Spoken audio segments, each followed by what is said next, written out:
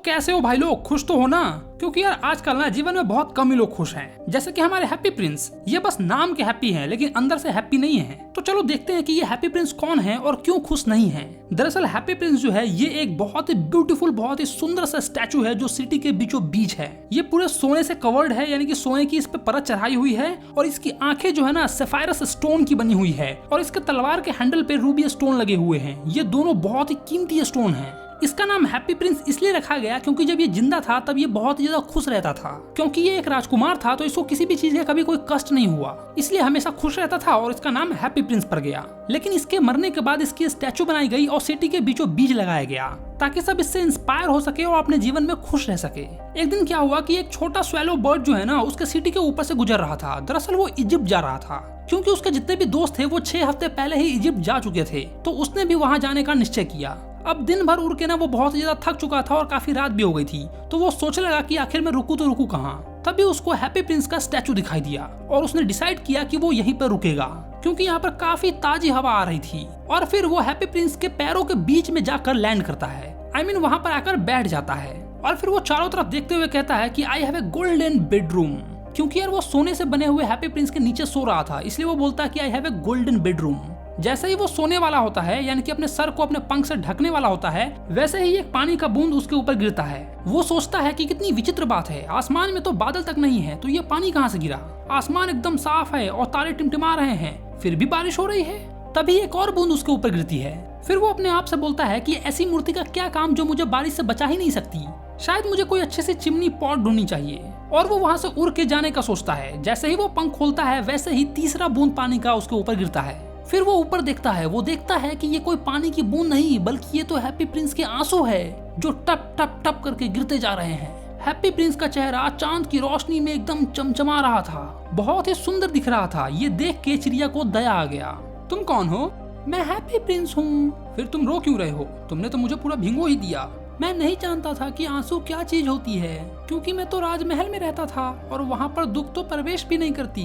वहाँ पर मुझे हर चीज की सुविधा थी, मुझे कभी भी कष्ट नहीं हुआ, इसीलिए मेरे नगर के लोग मुझे हैप्पी प्रिंस बुलाते थे और मैं खुश भी रहता था। मैंने अपनी पूरी जिंदगी ऐसे ही जी और ऐसे ही मर गया, और जब मैं मर गया हूँ तो मेरी यहाँ पर इतनी बड़ी स्टैचू बना दी है। यहाँ से मैं पूरे शहर को देख सकता हूँ। मैं अपने शहर के सारे कुरूपता और दरिद्रता को देख सकता हूँ। हालांकि मेरा दिल लेड का बना हुआ है, शीशे का बना हुआ है, लेकिन मैं रोने के अलावा कर भी क्या सकता हूँ? क्या तुम पूरे सोने के नहीं बने हुए हो? नहीं यार, वो पूरे सोने का नहीं बना होता है, बस उसके ऊपर सोने की परत चढ़ाई हुई होती है। ये मैंने तुमको स्टार्टिंग में ही बताया था। यहाँ से काफी दूर एक छोटी गली में एक गरीब का घर है जिसकी खिड़की खुली हुई है और मैं देख सकता हूँ कि एक औरत टेबल पे बैठी हुई है जिसका चेहरा बहुत ही पतला और सिकुड़ा हुआ है।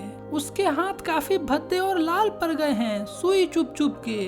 वो एक दर्जन है जो सुई से सिलाई करती है और सुई चुभने के कारण उसके हाथ पूरे लाल हो गए हैं। वो साटन के गाउन पे फूल की कढ़ाई कर रही है जो रानी की परिचारिका का है और वो इस गाउन को शाही नृत्य कला में पहनने वाली है। उसी रूम में उसका एक छोटा सा लड़का कॉर्नर के बेड पे लेटा हुआ है जो बीमार है, उसको बुखार है। वो अपनी माँ से ऑरेंज मांग रहा है लेकिन उसकी माँ के पास रिवर के पानी देने के अलावा कुछ भी नहीं है। उसकी माँ इतनी गरीब है कि बस उसके पास नदी का पानी है और वो बेचारा रो रहा है। स्वेलो स्वेलो लिटिल स्वेलो, क्या तुम मेरे तलवार में से रूबी निकाल के उसको नहीं दे आओगे? इजिप्ट में मेरी प्रतीक्षा की जा रही है। मेरे दोस्त नील नदी के ऊपर उड़ रहे हैं और बड़े से कमल के फूल से बातें कर रहे हैं। वो बहुत ही जल्द सोने चले जाएंगे। हैप्पी प्रिंस उस बर्ड को एक रात रुकने के लिए बोलता है और अपना मैसेंजर बनने के लिए बोलता है। वो लड़का बहुत प्यासा है और माँ काफी उदास है, प्लीज रुक जाओ, मुझे लड़के पसंद नहीं, मुझे तो इजिप्ट जाना है। फिर हैप्पी प्रिंस काफी उदास हो जाता है और ये देख के चिड़िया का दिल पिघल जाता है। वो कहता है कि यहाँ पे काफी ठंड है लेकिन फिर भी मैं एक रात के लिए तुम्हारा मैसेंजर बनने के लिए तैयार हूँ। Thank you little swallow.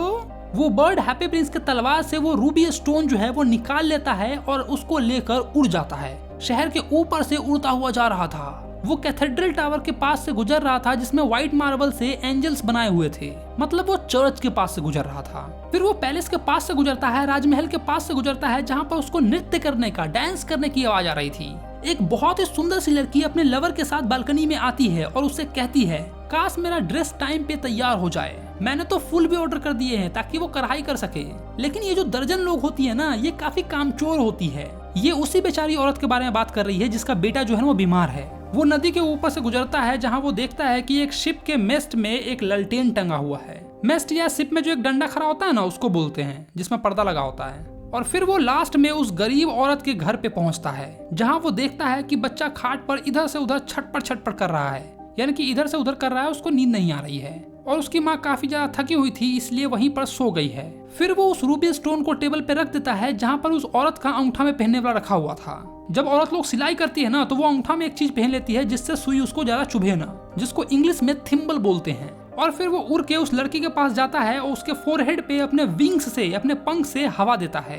बच्चे को काफी अच्छा फील होता है। वो बोलता है कितना ठंडा लग रहा है, शायद अब मैं अच्छा हो रहा हूँ। मतलब कि वो धीरे धीरे ठीक हो रहा है और एक मीठी सी नींद में चला जाता है। अभी तक उसको नींद नहीं आ रहा था, छटपट कर रहा था, लेकिन जैसे ही उसको हल्का सा ठंडा फील हुआ, वो सो गया। फिर वो चिड़िया हैप्पी प्रिंस के पास आता है और सब कुछ बताता है, जो भी उसने किया वो सब कुछ। ये काफी अजीब बात है कि इतने ठंड में भी मुझे हल्का हल्का गर्म महसूस हो रहा है, मुझे काफी अच्छा लग रहा है। इसका कारण ये है कि तुमने एक बहुत ही नेक काम किया है, बहुत ही अच्छा काम किया है, तुमने एक गरीब की मदद की है। वो छोटा पक्षी सोच में पड़ गया कि ये क्या बोल रहा है ये, और ऐसे ही सोचते सोचते वो सो गया, क्योंकि वो जब भी सोचना शुरू करता था उसको नींद आ जाती थी। अगले दिन सुबह सुबह वो नदी में गया और अच्छे से नहाया और बहुत ज्यादा खुश था कि आज वो इजिप्ट जाएगा। वो बहुत ज्यादा खुश था और खुशी खुशी में पूरा शहर घूमने लगा। यहाँ तक कि वो गिरजा घर के छत पे बनी हुई मीनार के ऊपर भी काफी देर तक बैठा रहा। जब चांद निकल गया, यानी कि हल्का सा शाम हो गया, तब वो उड़ के हैप्पी प्रिंस के पास गया ताकि वो अलविदा बोल सके उसको। क्या आप मेरे द्वारा इजिप्ट में कोई काम कराना चाहते हैं? मैं यहाँ से इजिप्ट के लिए निकलने वाला हूँ। स्वैलो स्वैलो लिटिल स्वैलो, क्या तुम एक रात के लिए और रुक सकते हो क्या? इजिप्ट में मेरी प्रतीक्षा की जा रही है। Swallow swallow little swallow. वहाँ दूर शहर में एक छत के छोटे से कमरे में एक नौजवान व्यक्ति है जिसने अपने डेस्क के ऊपर काफी सारे पेपर फैलाए हुए हैं और उसी के ऊपर लेटा हुआ है। उसके बगल में कांच का ग्लास है जिसमें मुरझाए हुए नीले फूल के गुच्छे हैं। उसके बाल भूरे हैं और उसके होठ अनार की तरह लाल है। उसकी आंखें बड़ी और ड्रीमी हैं। वो अपने जीवन में कुछ बड़ा करना चाहता है। वो थिएटर के डायरेक्टर के लिए एक नाटक लिखने में लगा हुआ है, लेकिन इतनी ठंड है कि वो आगे लिख ही नहीं पा रहा है और वहाँ पे आग की कोई व्यवस्था भी नहीं है और भूख से तो वो बिल्कुल कमजोर हो गया है। ठीक है, मैं एक रात के लिए और तुम्हारे पास रुक जाता हूँ। क्या मैं दूसरा रूबी निकाल कर उसको दे आऊँ? ओह, मेरे पास अब कोई दूसरा रूबी नहीं है, अब बस मेरी आंखें बची है। ये बहुत ही रेयर स्फायरस स्टोन से बना हुआ है जो कि हजारों साल पहले भारत में लाया गया था। तुम मेरा ये आंख निकाल लो और उस प्ले राइटर को दे दो, जिसे वे ज्वेलर के पास बेच के कुछ फायर वुड्स ले सकता है और अपना प्ले फिनिश कर सकता है। देखो डियर प्रिंस, मैं ये नहीं कर सकता हूँ, मैं तुम्हारी आंखें नहीं निकाल सकता हूँ। और वो बर्ड इतना बोल के रोने लगा। स्वैलो स्वैलो लिटिल स्वैलो, ये मेरा हुक्म है। तो फिर उस बर्ड ने हैप्पी प्रिंस की आज्ञा का पालन किया और एक आंख निकाल लिया और उसको लेकर उस यंग प्ले राइटर के पास जाने लगा। उसका रूम त्रिकोणी सा था और काफी छोटा सा था और उसमें एक छेद भी था जिसमें से वो चिड़िया घुस के उसके पास चली जाती है। वो अपना सर अपने हाथ पे रखे हुए होता है, इसीलिए उसको चिड़िया के आने की और उसके पंख फरफराने की आवाज उसको नहीं सुनाई देती है। और जब वो अपना सर ऊपर उठाता है तो पास में रखे हुए फूल पे उसको नीलमणि मिलता है। ये देखकर वो बहुत ज्यादा खुश हो जाता है और खुशी खुशी में कहता है, लगता है लोगों ने मेरी प्रशंसा करना शुरू कर दिया है। ये सुंदर लीनम भी मुझे किसी प्रशंसक ने दिया होगा। अब मैं अपना नाटक पूरा कर सकता हूँ। और वो काफी ज्यादा खुश हो जाता है। फिर अगले दिन वो चिड़िया बंदरगाह पहुंच जाता है और वहां जाकर एक शिप के ऊपर मेस्ट पे जाकर बैठ जाता है और जितने भी वर्कर्स वहां पे काम कर रहे थे उनको काम करते हुए देखता रहता है और खुशी से जोर जोर से चिल्ला के बोलता है कि मैं इजिप्ट जा रहा हूँ, मैं इजिप्ट जा रहा हूँ। लेकिन कोई भी उसकी बातों पर ध्यान नहीं देता है। फिर जैसे ही चंद्रमा निकलती है वैसे ही वो वापस से हैप्पी प्रिंस के पास जाता है और जाकर बोलता है कि अब मैं आपसे विदा लेने आया हूँ। स्वैलो स्वैलो लिटिल स्वैलो, क्या तुम एक रात और नहीं रुक सकते हो मेरे साथ? यहाँ बहुत ठंड है और कुछ ही समय में स्नो भी गिरने लगेगा। वहीं इजिप्ट में तो अच्छी खासी गर्मी हो रही है। तार के पेड़ से सूरज की रोशनी आती है। यहाँ तक कि जो मगरमच्छ है वो भी आलसी की तरह कीचड़ में पड़े रहते हैं। अब तुम ही बताओ मैं इतने ठंड में कैसे रहूं यहाँ पे। और हैप्पी प्रिंस फिर से एक कहानी शुरू कर देता है। नीचे चौराहे पे माचिस बेचने वाली खड़ी है, उसने गलती से अपनी सारी माचिस नाली में गिरा दी, जिससे उसकी सारी माचिसें खराब हो गई। अब अगर वो बिना पैसों के घर जाएगी तो उसके पिता उसको बहुत डांटेंगे, मारेंगे। वो बहुत रो रही है, उसकी टांगों में ना जुराब है ना ही जूते हैं, यहाँ तक कि सर पे रखने के लिए भी कुछ नहीं है। मेरी दूसरी आंख निकाल लो और उस लड़की को दे दो, फिर उसका पिता उसको नहीं पीटेगा। ठीक है, मैं तुम्हारे पास एक रात और ठहर जाऊंगा, लेकिन मैं तुम्हारी दूसरी आंखें नहीं निकाल सकता हूँ, तुम अंधे हो जाओगे। स्वैलो स्वैलो लिटिल स्वैलो, ये मेरा आदेश है, मेरे आदेश का पालन करो। और इस तरह उस पक्षी ने प्रिंस की दूसरी आंख भी निकाल ली और जाके माचिस वाली लड़की को दे दिया। और वो लड़की बहुत ही ज्यादा खुश हो गई, कितना सुंदर शीशा है। और वो ऐसा कहते हुए और हंसते हुए अपने घर चली गई। फिर वो पक्षी हैप्पी प्रिंस के पास आया और उससे कहा कि तुम अब दृष्टिहीन हो गए हो, तुम अब नहीं देख सकते हो, अंधे हो गए हो, इसीलिए अब मैं तुम्हारे साथ हमेशा हमेशा के लिए रहूंगा। नहीं नहीं, तुम इजिप्ट चले जाओ। नहीं, अब मैं हमेशा तुम्हारे साथ ही रहूंगा। और इतना बोलकर वो प्रिंस के पाँव के पास जाके सो गया। अगले दिन वो सारा दिन हैप्पी प्रिंस के कंधे पर बैठा रहा और जो जो कुछ उसने देखा है वो सारी चीजों के बारे में वो उसको बताता रहा। तो हैप्पी प्रिंस कहता है कि डियर स्वैलो, तुम मुझे बहुत ही आश्चर्यजनक बातें सुना रहे हो, लेकिन सबसे आश्चर्यजनक तो ये है कि जितने भी मैन और वुमेन्स हैं वो बहुत ज्यादा सफर कर रहे हैं, बहुत कष्ट में हैं, दुख में हैं, पीड़ा में हैं। दुख से बड़ा रहस्य कोई नहीं होता है, इसलिए तुम सिटी के ऊपर उड़ो और जो कुछ भी तुम देखते हो वो मुझे आकर बताओ। फिर वो चिड़िया शहर के ऊपर उड़ने लगा और उसने देखा कि जो अमीर लोग हैं वो घर के अंदर मौज मस्ती कर रहे हैं, वहीं जो गरीब लोग हैं, जो भिखारी हैं, वो घर के बाहर उनके दरवाजे पर बैठे हुए हैं और भीख मांग रहे हैं। वो अंधेरी गलियों में भी उड़ के गया, जहाँ उसने देखा कि दो बालक जो है ना वो ठंड में कांप रहे हैं और एक दूसरे को गले से लगाए हुए हैं ताकि वो गर्मी महसूस कर सके। वो काफी ज्यादा भूखे थे, उनके चेहरे एकदम पीले पड़े हुए थे। वो दोनों लड़के पुल के नीचे बैठे हुए थे और वहाँ पर बैठे हुए एक गार्ड से बोलते हैं कि हमें भूख लगा हुआ है। तो वो गार्ड उनको भगा देता है, कहता है कि यहाँ पर रुकना मना है, चले जाओ यहाँ से। और वो बेचारे लाचार बच्चे भूख से तड़पते हुए ठंड में बाहर वर्षा में निकल जाते हैं। फिर चिड़िया उड़ के हैप्पी प्रिंस के पास आती है और सारी बातें बताती है, जो कुछ भी उसने देखा वो सब कुछ बता देती है। तो हैप्पी प्रिंस कहता है, मेरे ऊपर ना पूरे सोने की परतें हैं, तो तुम ना सारी परतें धीरे धीरे करके नोच लो और उन गरीबों को दे दो। जिंदा लोग यही सोचते हैं कि सोना उनको खुश रख सकता है, लेकिन मैं तो मर गया हूँ, तो ये मेरे किस काम का।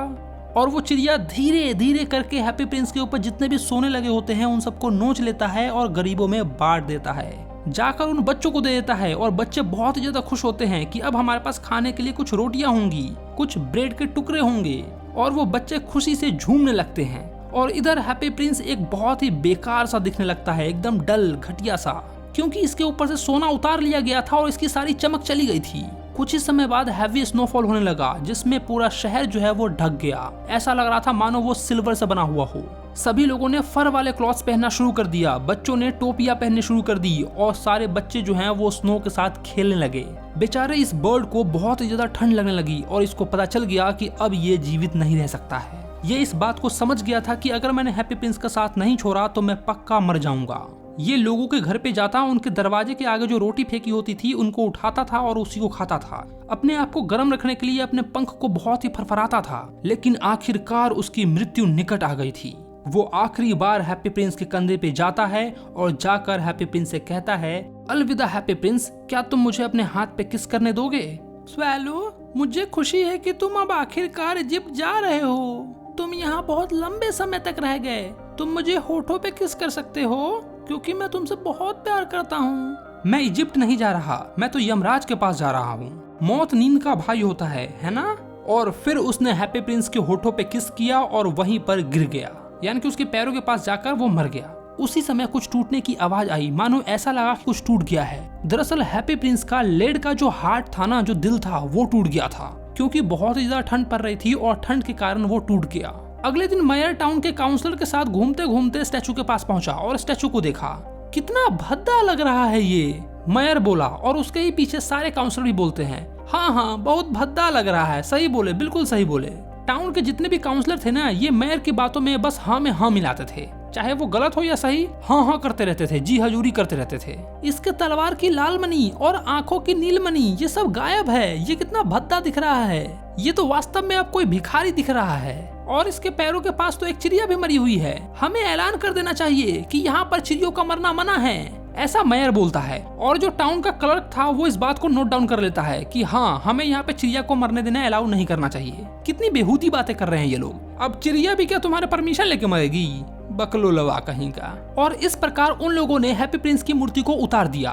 क्योंकि अब मूर्ति सुंदर नहीं दिख रही थी, इसलिए वो किसी काम की नहीं रह गई, ऐसा यूनिवर्सिटी के प्रोफेसर कहते हैं। मतलब मेयर और मेयर के जो लोग थे, यानी कि टाउन के जो काउंसलर थे, उनमें एक यूनिवर्सिटी का प्रोफेसर भी था, तो वो ये बात बोलता है। और इससे हमें एक बात तो सीखने के लिए मिल रही है कि जब तक तुम्हारे पास कीमती सामान है, पैसा है, धन दौलत है, तब तक ही तुम्हारी इज्जत है, वरना फिर तुमको भी इस हैप्पी प्रिंस की तरह उतार के फेंक दिया जाएगा। हैप्पी प्रिंस की मूर्ति को गला दिया गया और उसका जो लेड का हार्ट था ना, वो गल नहीं रहा था, तो उसको जाकर मिट्टी के ढेर पे फेंक दिया गया, जहाँ पर उस मरे हुए चिड़िया को फेंका गया था।